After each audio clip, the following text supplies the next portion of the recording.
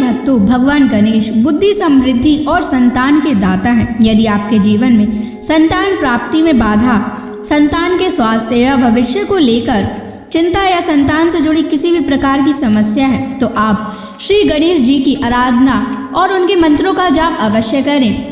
भगवान गणेश के मंत्रों का नियमित 108 बार जाप करने से आपके पुत्र पर बने हुए सारे संकट एक बार में ही खत्म हो जाएंगे और आपके पुत्र पर भगवान गणेश की असीम कृपा बनी रहेगी। इसलिए आज हम आपको भगवान गणेश का एक ऐसा चमत्कारी और प्रभावशाली मंत्र बताने जा रहे हैं, जिस मंत्र के नियमित 108 बार जाप करने से आपका पुत्र हमेशा खुश रहेगा और उसका स्वास्थ्य हमेशा अच्छा बना रहेगा। आपके पुत्र को उसके भविष्य में कभी भी असफलता प्राप्त नहीं होगी, उसका जीवन हमेशा खुशियों से भर जाएगा। इसलिए प्यारे भक्तों, इस मंत्र का नियमित 108 बार जाप करें। यह गणेश जी का अचूक मंत्र है, इसलिए इस मंत्र का नियमित 108 बार जाप करें। यदि आप इस मंत्र का नियमित 108 बार जाप करने में असफल हैं, तो आप इस वीडियो को अपने मोबाइल फ़ोन पर या स्पीकर पर चलाकर नियमित सुनें। अगर आप भगवान गणेश जी की असीम कृपा प्राप्त करना चाहते हैं और उनका आशीर्वाद अपने ऊपर बनाए रखना चाहते हैं, तो इस वीडियो को लाइक और चैनल को सब्सक्राइब जरूर कर दीजिए और कमेंट बॉक्स में जय श्री गणेश अवश्य लिख दीजिए। तो चलिए भक्तों, मंत्र का जाप करना प्रारंभ करते हैं। ओम ग्लौम गम गणपतये सर्वदुष्ट ग्रहे बाधा विनाशाय स्वाहा। ओम ग्लौम गम गणपतये सर्वदुष्ट ग्रहे बाधा विनाशाय स्वाहा। ओम ग्लौम गम गणपतये सर्वदुष्ट ग्रहे बाधा विनाशाय स्वाहा। ओम ग्लौम गम गणपतये सर्वदुष्ट ग्रहे बाधा विनाशाय स्वाहा। ओम ग्लौम गम गणपतये सर्वदुष्ट ग्रहे बाधा विनाशाय स्वाहा। ओम ग्लौम गम गणपतये सर्वदुष्ट ग्रहे बाधा विनाशाय स्वाहा।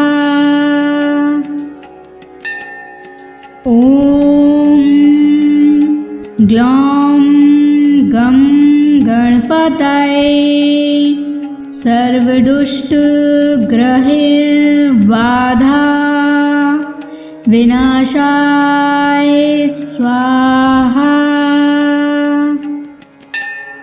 ओम ग्लौम गम गणपतये सर्वदुष्ट ग्रहे बाधा विनाशाय स्वाहा।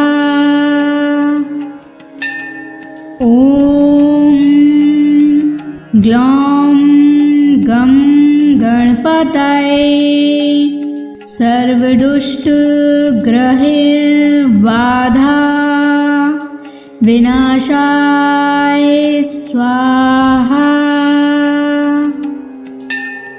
ओम ग्लौम गम गणपतये सर्वदुष्ट ग्रहे बाधा विनाशाय स्वाहा। ओम ग्लौं गं गणपतये सर्वदुष्टग्रहबाधा विनाशाय स्वाहा। ॐ ग्लौं गं गणपतये सर्वदुष्टग्रहबाधा विनाशाय स्वाहा। ॐ ग्लौं गं गणपतये सर्वदुष्टग्रहबाधा विनाशाय स्वाहा। ॐ ग्लौं गं गणपतये सर्वदुष्टग्रहबाधा विनाशाय स्वाहा। ॐ ग्लौं गं गणपतये सर्वदुष्टग्रहबाधा विनाशाय स्वाहा। ॐ ग्लौं गं गणपतये सर्वदुष्टग्रहबाधा विनाशाय स्वाहा। ॐ ग्लौं गं गणपतये सर्वदुष्टग्रहबाधा विनाशाय स्वाहा। ॐ ग्लौं गं गणपतये सर्वदुष्टग्रहबाधा विनाशाय स्वाहा। ॐ ग्लौं गं गणपतये सर्वदुष्टग्रहबाधा विनाशाय स्वाहा। ॐ ग्लौं गं गणपतये सर्वदुष्टग्रहबाधा विनाशाय स्वाहा। ॐ ग्लौं गं गणपतये सर्वदुष्टग्रहबाधा विनाशाय स्वाहा। ॐ ग्लौं गं गणपतये सर्वदुष्टग्रहबाधा विनाशाय स्वाहा।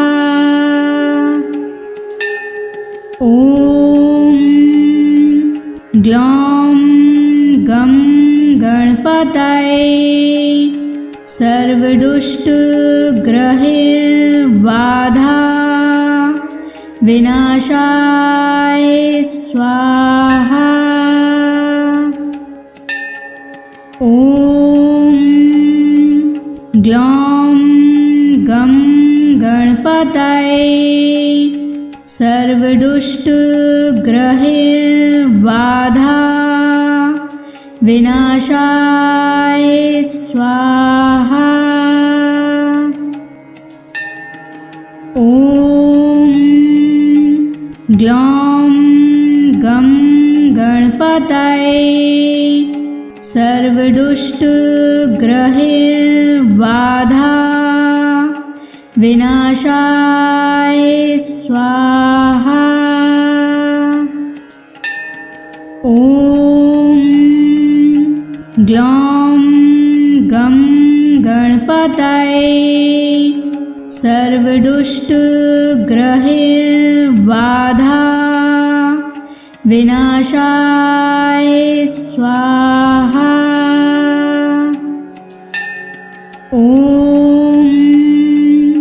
ग्लौं गं गणपतये सर्वदुष्टग्रहैर्बाधा विनाशाय स्वाहा। ॐ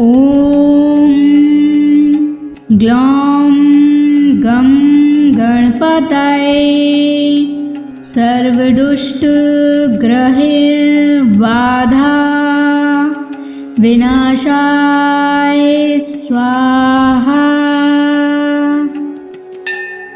ॐ ग्लौं गं गणपतये सर्वदुष्टग्रहैर्बाधा विनाशाय स्वाहा। ॐ ग्लौं गं गणपतये सर्वदुष्टग्रहैर्बाधा विनाशाय स्वाहा। ॐ ग्लौं गं गणपतये सर्वदुष्टग्रहैर्बाधा विनाशाय स्वाहा। ॐ ग्लौं गं गणपतये सर्वदुष्टग्रहैर्बाधा विनाशाय स्वाहा। ॐ ग्लौं गं गणपतये सर्वदुष्टग्रहैर्बाधा विनाशाय स्वाहा। ॐ ग्लौं गं गणपतये सर्वदुष्टग्रहैर्बाधा विनाशाय स्वाहा। ॐ ग्लौं गं गणपतये सर्वदुष्टग्रहैर्बाधा विनाशाय स्वाहा। ॐ ग्लौं गं गणपतये सर्वदुष्टग्रहैर्बाधा विनाशाय स्वाहा। ॐ ग्लौं गं गणपतये सर्वदुष्टग्रहैर्बाधा विनाशाय स्वाहा। ॐ ग्लौं गं गणपतये सर्वदुष्टग्रहैर्बाधा विनाशाय स्वाहा। ॐ ग्लौं गं गणपतये सर्वदुष्टग्रहैर्बाधा विनाशाय स्वाहा। ॐ ग्लौं गं गणपतये सर्वदुष्टग्रहबाधा विनाशाय स्वाहा। ॐ ग्लौं गं गणपतये सर्वदुष्टग्रहबाधा विनाशाय स्वाहा। ॐ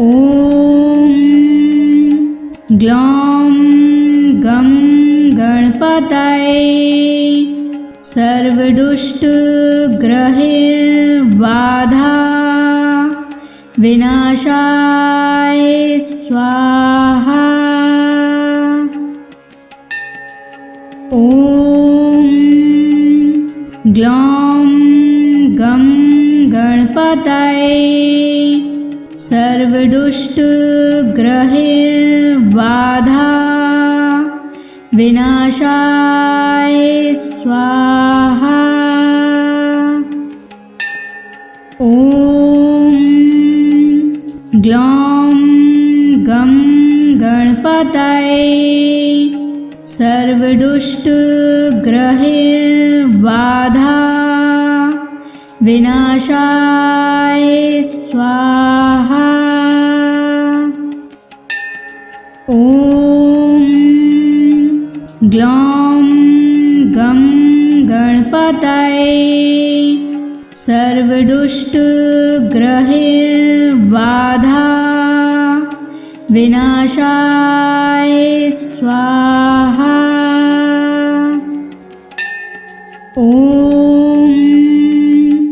ग्लौं गं गणपतये सर्वदुष्टग्रहबाधा विनाशाय स्वाहा। ॐ ग्लौं गं गणपतये सर्वदुष्टग्रहबाधा विनाशाय स्वाहा। ॐ ग्लौं गं गणपतये सर्वदुष्टग्रहबाधा विनाशाय स्वाहा। ॐ ग्लौं गं गणपतये सर्वदुष्टग्रहबाधा विनाशाय स्वाहा। ॐ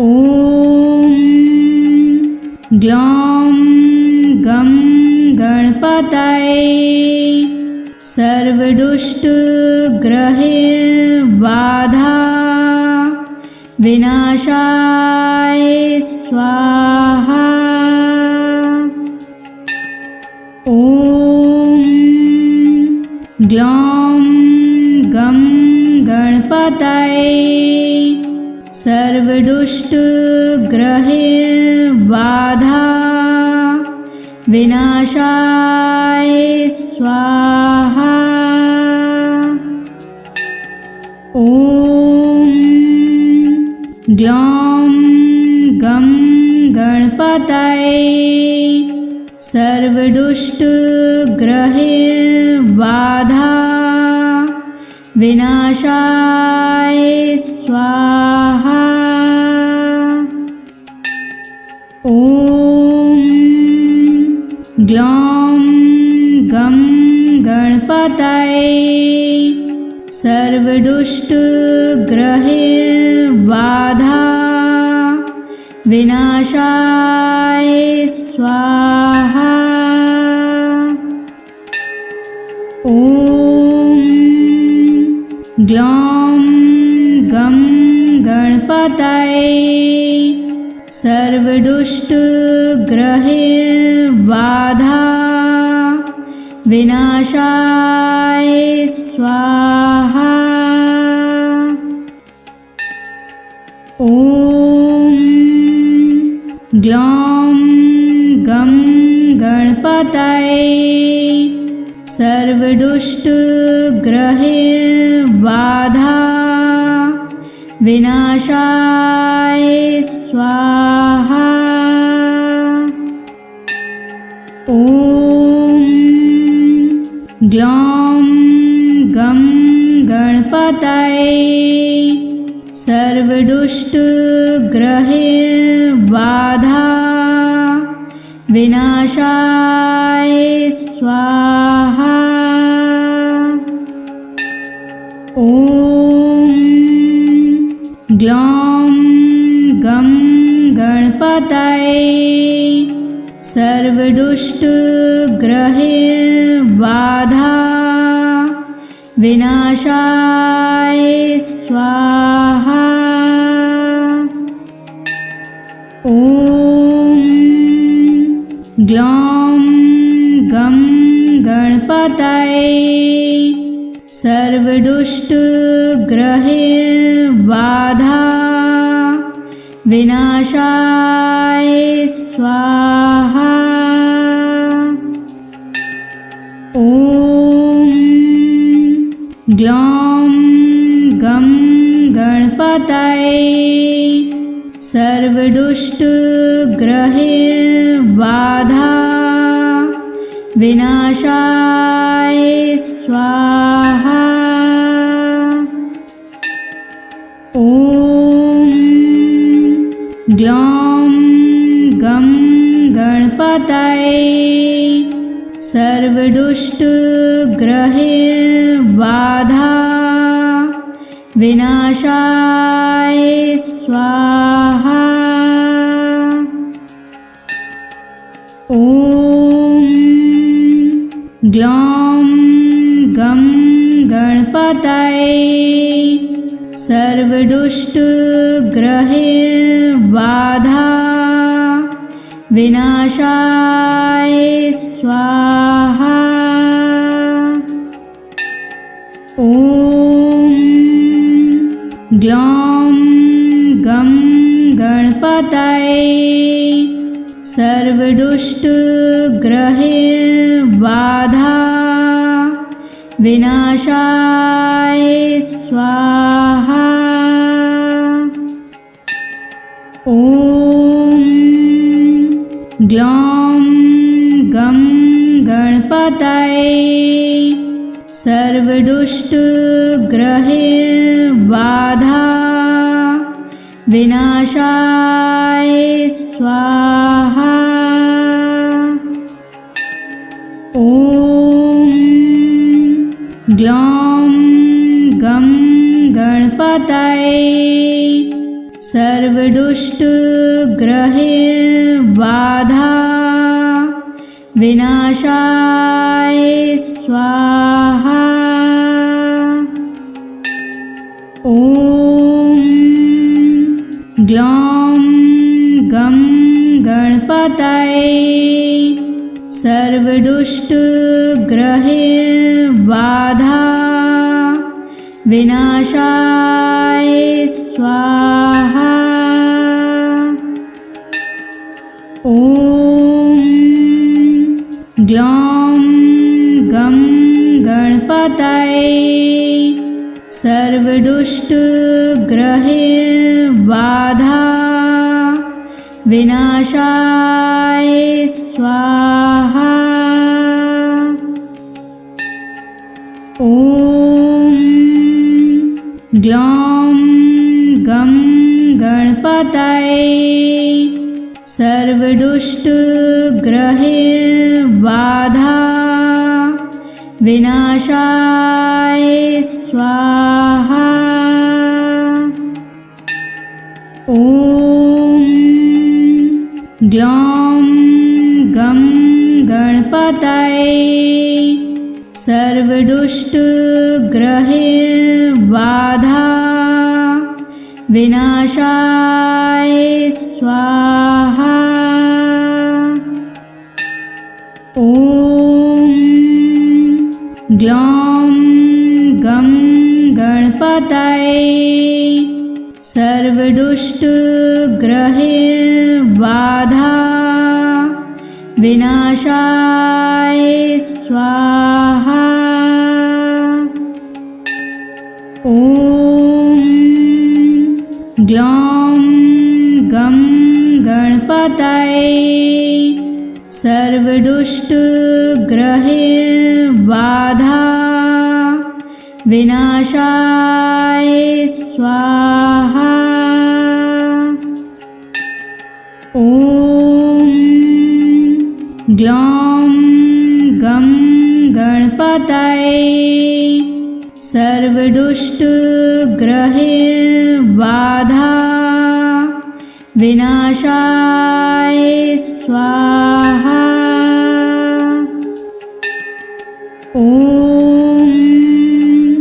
ग्लौं गं गणपतये सर्वदुष्टग्रहैर्बाधा विनाशाय स्वाहा।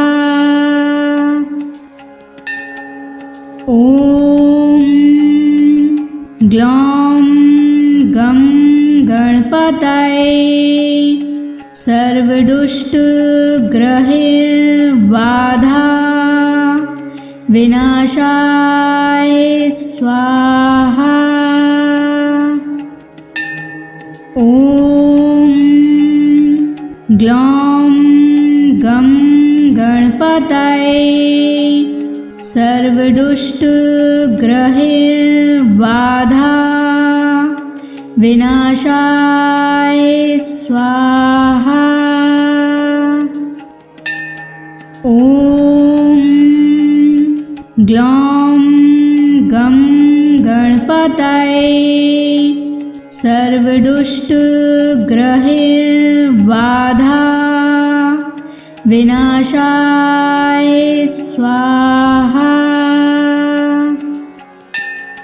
ॐ ग्लौं गं गणपतये सर्वदुष्टग्रहैर्बाधा विनाशाय स्वाहा।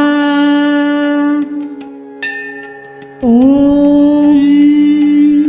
ग्लौं गं गणपतये सर्वदुष्टग्रहैर्बाधा विनाशाय स्वाहा। ॐ ग्लौं गं गणपतये सर्वदुष्टग्रहैर्बाधा विनाशाय स्वाहा। ॐ ग्लौं गं गणपतये सर्वदुष्टग्रहैर्बाधा विनाशाय स्वाहा। ॐ ग्लौं गं गणपतये सर्वदुष्टग्रहैर्बाधा विनाशाय स्वाहा। ॐ ग्लौं गं गणपतये सर्वदुष्टग्रहैर्बाधा विनाशाय स्वाहा। ॐ ग्लौं गं गणपतये सर्वदुष्टग्रहैर्बाधा विनाशाय स्वाहा।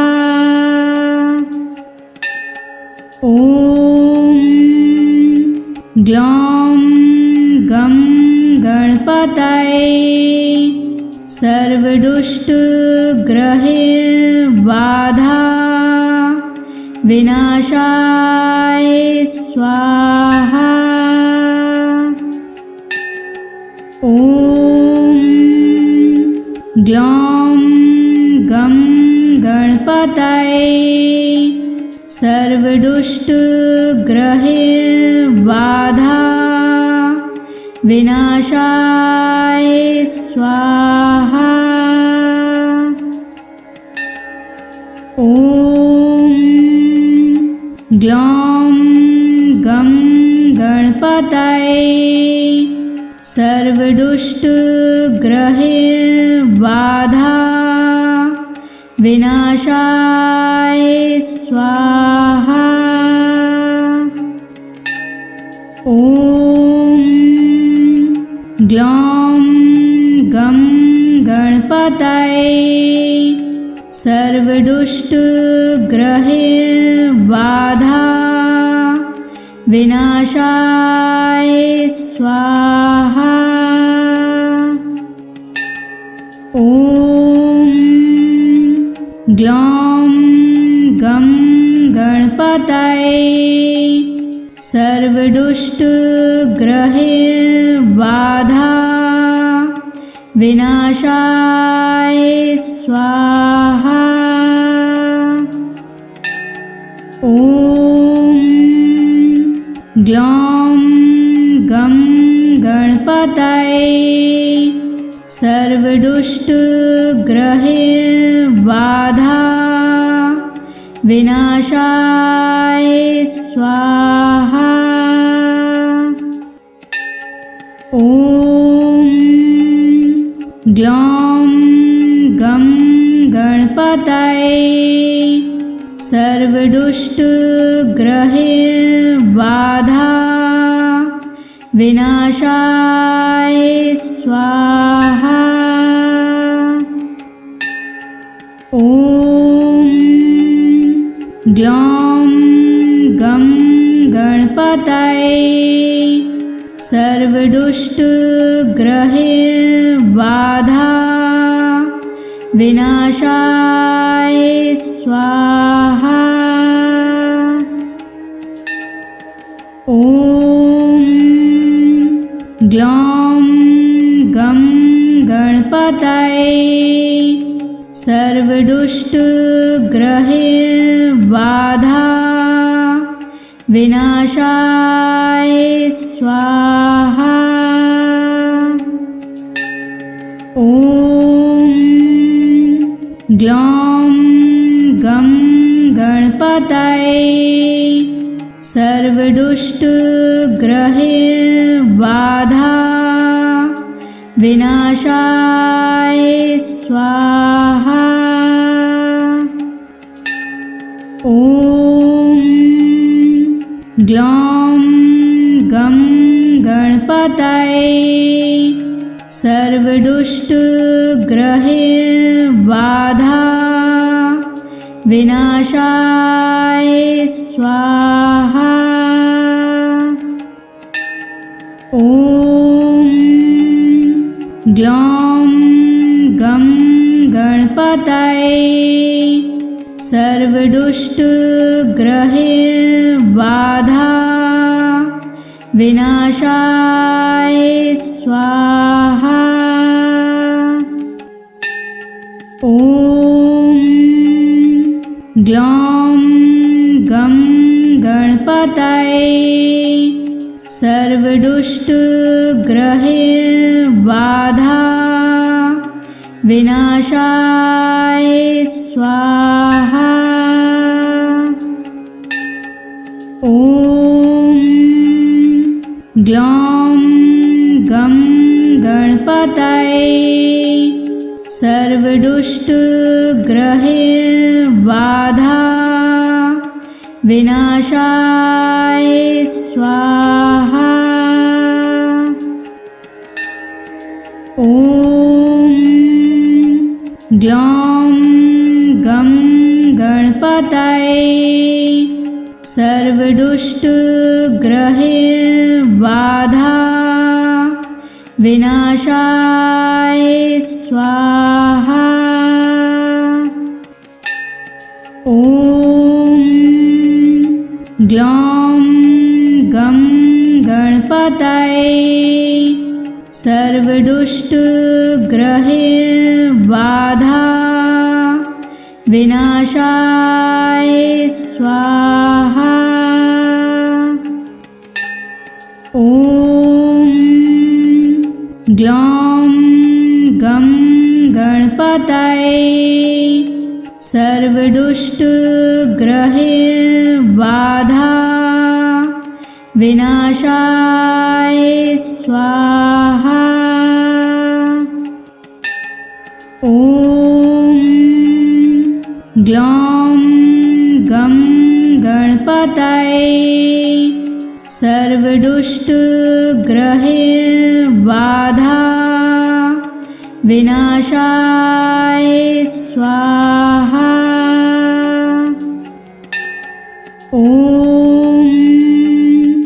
ग्लौं गं गणपतये सर्वदुष्टग्रहैर्बाधा विनाशाय स्वाहा।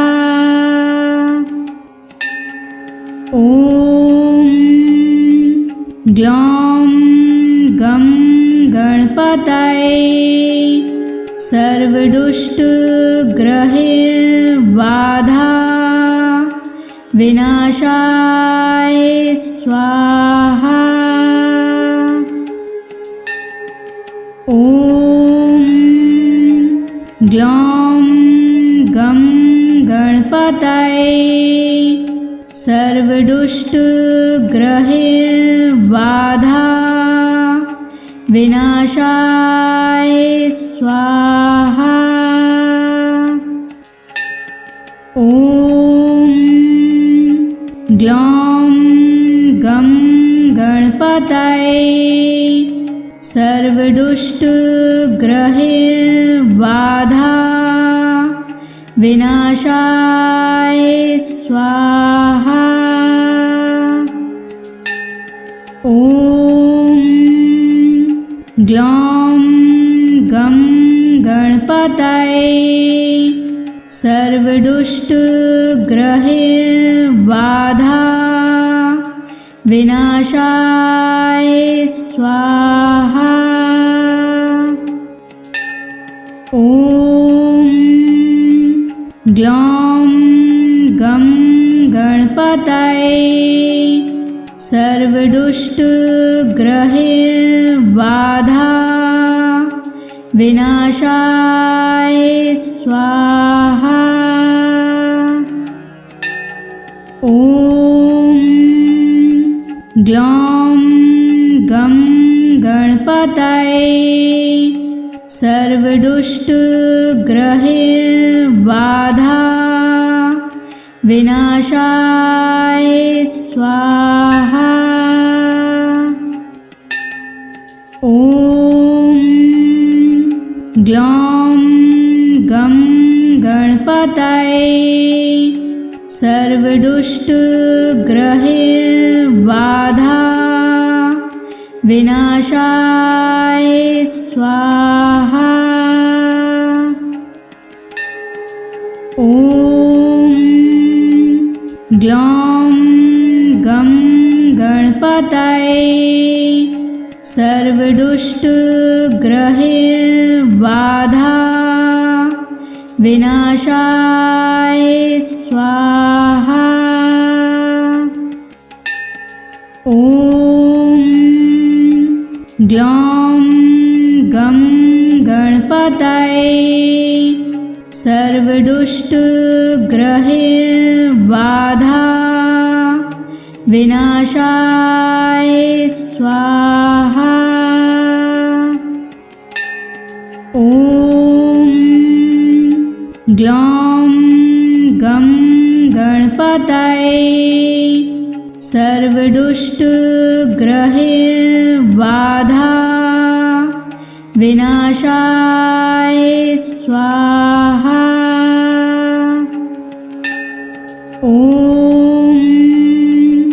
ग्लौं गं गणपतये सर्वदुष्टग्रहबाधा विनाशाय स्वाहा। ॐ ग्लौं गं गणपतये सर्वदुष्टग्रहबाधा विनाशाय स्वाहा। ॐ ग्लौं गं गणपतये सर्वदुष्टग्रहबाधा विनाशाय स्वाहा। ॐ ग्लौं गं गणपतये सर्वदुष्टग्रहबाधा विनाशाय स्वाहा। ॐ ग्लौं गं गणपतये सर्वदुष्टग्रहबाधा विनाशाय स्वाहा। ॐ ग्लौं गं गणपतये सर्वदुष्टग्रहबाधा विनाशाय स्वाहा। ॐ ग्लौं गं गणपतये सर्वदुष्टग्रहबाधा विनाशाय स्वाहा। ॐ ग्लौं गं गणपतये सर्वदुष्टग्रहबाधा विनाशाय स्वाहा। ॐ ग्लौं गं गणपतये सर्वदुष्टग्रहबाधा विनाशाय स्वाहा। ॐ ग्लौं गं गणपतये सर्वदुष्टग्रहबाधा विनाशाय स्वाहा। ॐ ग्लौं गं गणपतये सर्वदुष्टग्रहबाधा विनाशाय स्वाहा। ॐ ग्लौं गं गणपतये सर्वदुष्टग्रहबाधा विनाशाय स्वाहा। ॐ ग्लौं गं गणपतये सर्वदुष्टग्रहबाधा विनाशाय स्वाहा। ॐ ग्लौं गं गणपतये सर्वदुष्टग्रहबाधा विनाशाय स्वाहा। ॐ ग्लौं गं गणपतये सर्वदुष्टग्रहबाधा विनाशाय स्वाहा। ॐ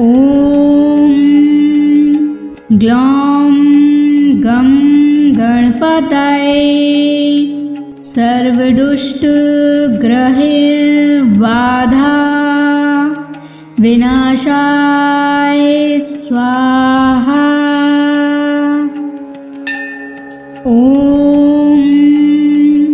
ग्लौं गं गणपतये सर्वदुष्टग्रहबाधा विनाशाय स्वाहा। ॐ ग्लौं गं गणपतये सर्वदुष्टग्रहबाधा विनाशाय स्वाहा। ॐ ग्लौं गं गणपतये सर्वदुष्टग्रहबाधा विनाशाय स्वाहा। ॐ ग्लौं गं गणपतये सर्वदुष्टग्रहबाधा विनाशाय स्वाहा। ॐ ग्लौं गं गणपतये सर्वदुष्टग्रहबाधा विनाशाय स्वाहा। ॐ ग्लौं गं गणपतये सर्वदुष्टग्रहबाधा विनाशाय स्वाहा। ॐ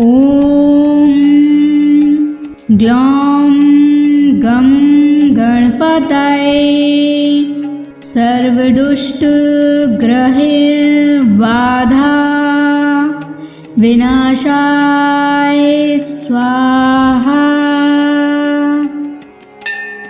ॐ ग्लौं गं गणपतये सर्वदुष्टग्रहबाधा विनाशाय स्वाहा। ॐ ग्लौं गं गणपतये सर्वदुष्टग्रहबाधा विनाशाय स्वाहा। ॐ ग्लौं गं गणपतये सर्वदुष्टग्रहबाधा विनाशाय स्वाहा। ॐ ग्लौं गं गणपतये सर्वदुष्टग्रहबाधा विनाशाय स्वाहा। ॐ ग्लौं गं गणपतये सर्वदुष्टग्रहबाधा विनाशाय स्वाहा। ॐ ग्लौं गं गणपतये सर्वदुष्टग्रहबाधा विनाशाय स्वाहा। ॐ ग्लौं गं गणपतये सर्वदुष्टग्रहैर्बाधा विनाशाय स्वाहा। ॐ ग्लौं गं गणपतये सर्वदुष्टग्रहैर्बाधा विनाशाय स्वाहा। ॐ ग्लौं गं गणपतये सर्वदुष्टग्रहैर्बाधा विनाशाय स्वाहा। ॐ ग्लौं गं गणपतये सर्वदुष्टग्रहैर्बाधा विनाशाय स्वाहा। ॐ ग्लौं गं गणपतये सर्वदुष्टग्रहैर्बाधा विनाशाय स्वाहा। ॐ ग्लौं गं गणपतये सर्वदुष्टग्रहैर्बाधा विनाशाय स्वाहा। ॐ ग्लौं गं गणपतये सर्वदुष्टग्रहैर्बाधा विनाशाय स्वाहा। ॐ ग्लौं गं गणपतये सर्वदुष्टग्रहैर्बाधा विनाशाय स्वाहा। ॐ ग्लौं गं गणपतये सर्वदुष्टग्रहैर्बाधा विनाशाय स्वाहा। ॐ ग्लौं गं गणपतये सर्वदुष्टग्रहैर्बाधा विनाशाय स्वाहा। ॐ ग्लौं गं गणपतये सर्वदुष्टग्रहैर्बाधा विनाशाय स्वाहा। ॐ ग्लौं गं गणपतये सर्वदुष्टग्रहैर्बाधा विनाशाय स्वाहा। ॐ ग्लौं गं गणपतये सर्वदुष्टग्रहैर्बाधा विनाशाय स्वाहा। ॐ ग्लौं गं गणपतये सर्वदुष्टग्रहैर्बाधा विनाशाय स्वाहा। ॐ ग्लौं गं गणपतये सर्वदुष्टग्रहैर्बाधा विनाशाय स्वाहा। ॐ ग्लौं गं गणपतये सर्वदुष्टग्रहैर्बाधा विनाशाय स्वाहा। ॐ ग्लौं गं गणपतये सर्वदुष्टग्रहैर्बाधा विनाशाय स्वाहा। ॐ ग्लौं गं गणपतये सर्वदुष्टग्रहैर्बाधा विनाशाय स्वाहा। ॐ ग्लौं गं गणपतये सर्वदुष्टग्रहैर्बाधा विनाशाय स्वाहा। ॐ ग्लौं गं गणपतये सर्वदुष्टग्रहैर्बाधा विनाशाय स्वाहा। ॐ ग्लौं गं गणपतये सर्वदुष्टग्रहैर्बाधा विनाशाय स्वाहा। ॐ ग्लौं गं गणपतये सर्वदुष्टग्रहैर्बाधा विनाशाय स्वाहा। ॐ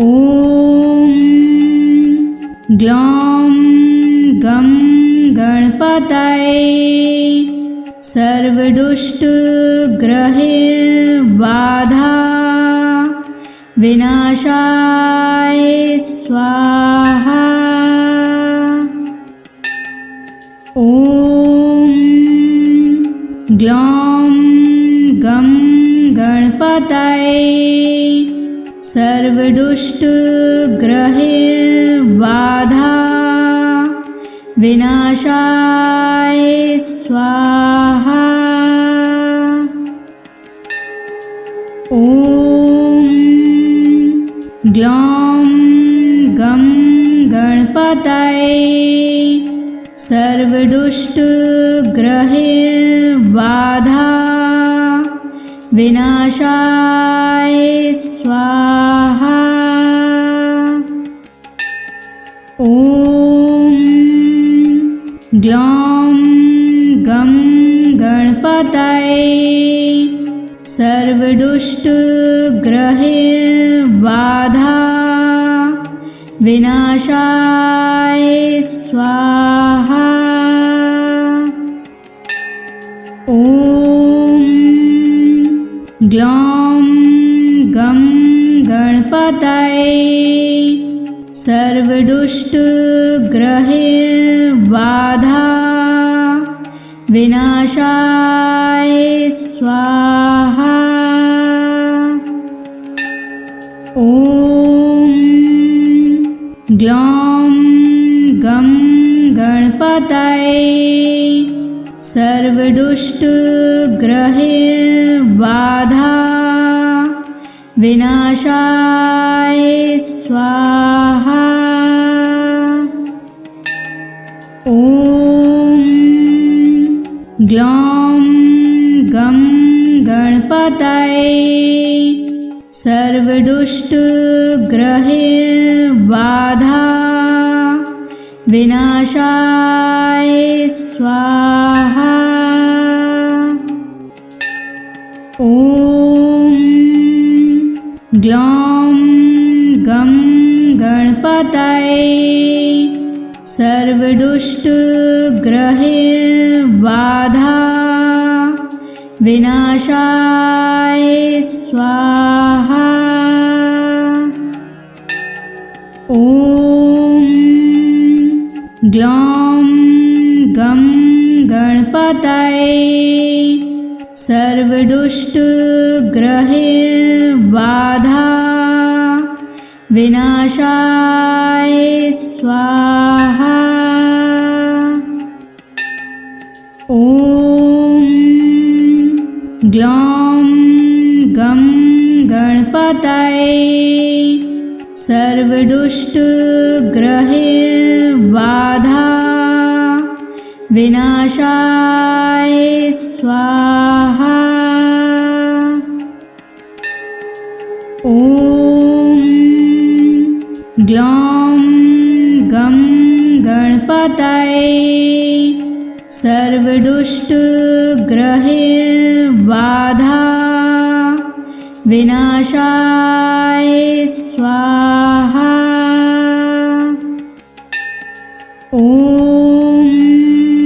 ॐ ग्लौं गं गणपतये सर्वदुष्टग्रहबाधा विनाशाय स्वाहा। ॐ ग्लौं गं गणपतये सर्वदुष्टग्रहबाधा विनाशाय स्वाहा। ॐ ग्लौं गं गणपतये सर्वदुष्टग्रहबाधा विनाशाय स्वाहा।